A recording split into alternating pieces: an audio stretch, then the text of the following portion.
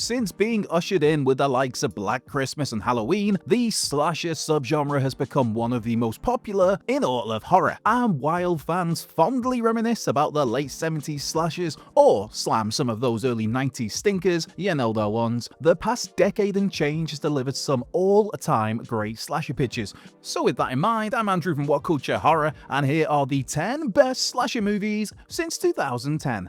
Number 10. The Final Girls.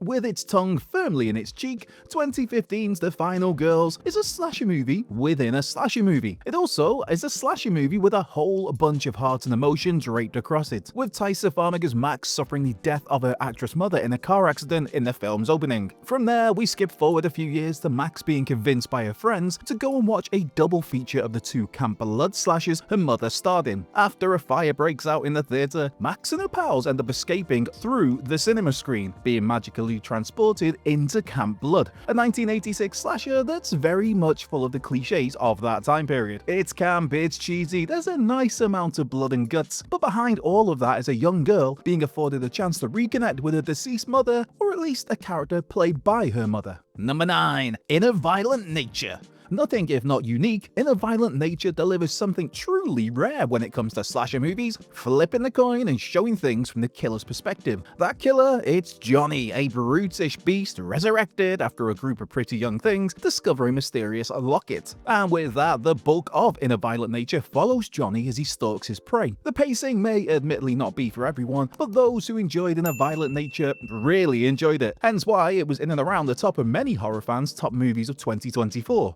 Plus, for gorehounds, this Chris Nash-directed feature brought a whole lot to the table, including quite possibly the most memorable kill in recent horror history. Yep, you know that one. Of course, it should also come as no surprise to know that In a Violent Nature 2 is now in development, with Johnny set to return for more chaos and carnage. Number 8. The Stylist. Having spent a couple of years impressing with her short films, Jill Kevorkian made her feature film debut with The Stylist, an expanded take on Jill's excellent 2016 short. Played by Najara Townsend, Claire is a hairstylist with a penchant for sculpting her clients and wearing their sliced and diced hair. Don't get it wrong though, this is far from your generic slasher that focuses on some indestructible hulking killer. Instead, the Stylist villain, if you even want to call it that, although, you know, scalping is not cool, Claire, but the character is a vulnerable, emotional, delicate, almost sympathetic figure. Claire doesn't necessarily kill out of malice or evil intentions, but more so as a way to escape her own life and to, if only for a moment,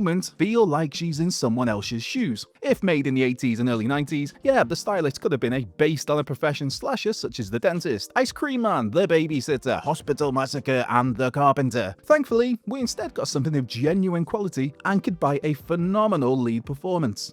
Number 7. Killer Body Count. Currently available on the free Tubi streaming service, seriously, go and check it out. 2024's Killer Body Count is a whole lot of fun. When Cammie's father incorrectly thinks she's a sex addict, he sends her to a religious treatment center to cleanse her of her sins. With an odd but strict brother and sister duo running this center, it's not long before Cammie and her pals find themselves in the midst of a murder spree. And you know what? That murder spree involves some really great kill sequences, including one poor fella being split open from the front. Stylish, charming, and most of all entertaining. Killer Body Count is one of those movies that may well have flown a little under the radar, but make no mistake about it, this is a slasher film that's well worth hunting down. Number 6. Last Girl Standing.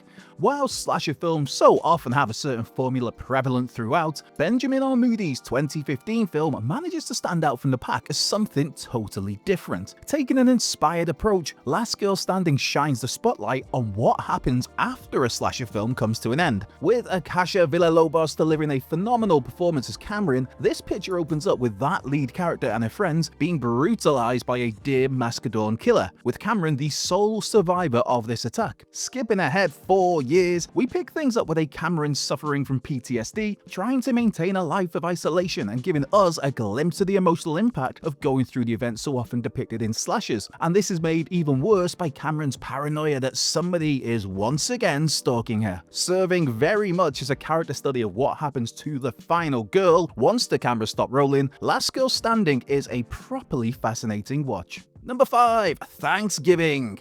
Back in 2007, there was mild clamour for Eli Roth's fake Thanksgiving trailer to be fleshed out into something a little more. Of course, Thanksgiving, like Machete and Hobo with a Shotgun, was one of these specially crafted trailers sandwiched between Quentin Tarantino and Robert Rodriguez's Grindhouse double bill. But yeah, for a full Thanksgiving movie to be released a whopping 16 years since Grindhouse, that seemed like a little bit of a reach. Fortunately, Eli Roth's John Carver mass slasher picture was a total blast, full of imaginative kills, some snappy dialogue, and a pretty sweet villain design at its core. Plus, you know, the general whodunit mystery of who was under the mask was all kinds of good too. How often do you get to see someone cooked up and basted like a turkey after all? Just saying. And much like in A Violent Nature 2, we now currently have a Thanksgiving 2 in the works, with that sequel hoping for a late 2025 release. Number 4. Terrifier 2. Right, the Terrifier franchise is not for everyone. Even some die-hard horror fans might find the antics of Art the Clown a little too much at times. Truth be told, I'm not the biggest fan of this series myself, but you simply cannot argue with the success of Terrifier, or the ever-growing fan base the property now has. I mean, Terrifier 3 scored a mammoth $90 million at the box office, becoming the most successful unrated movie of all time. For the 3 main Terrifier films so far, they cost just over $2 million in total to make, and have earned approximately $106 million.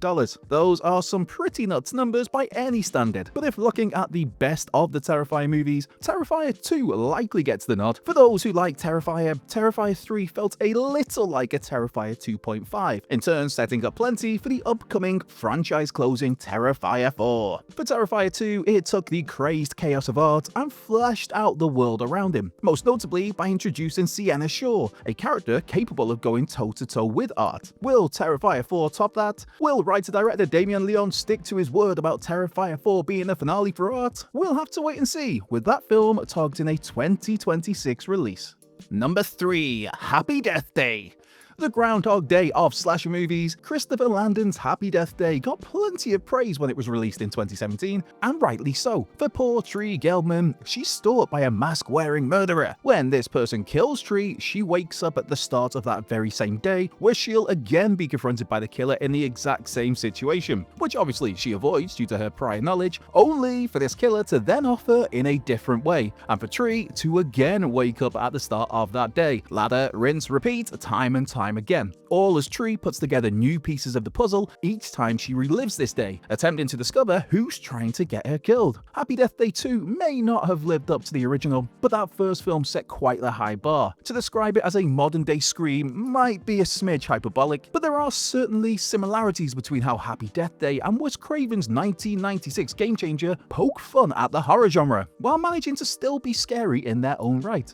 Number 2. You're Next. Making its festival debut in 2011 and then given a full release in 2013, You're Next nicely turns the tables on some of the tropes so often commonplace within horror, and in particular within slasher movies. You're Next is the perfect example of how to deliver a familiar formula in a way that feels fresh, vibrant, and with a sense of magnificent tension dotted across it. Upon a first watch, Shawnee Vincent's Erin is portrayed as the quiet, unassuming girlfriend attending a get-together at her boyfriend's lavish family home, and of course it's a lavish family home that's in the middle of nowhere. And when that home is ambushed by several masked figures wearing animal masks no less, You're Next nicely turns the tables by revealing Erin, yep, she is a badass survivalist who is more than happy to get her hands dirty, as shown by her taking down these no-good idiots in a wide variety of ways, including with a food blender. For many, You're Next might be the greatest slasher movie of the past 15 years, but for this video, we've got a certain 2022 slasher just about edging out You're Next.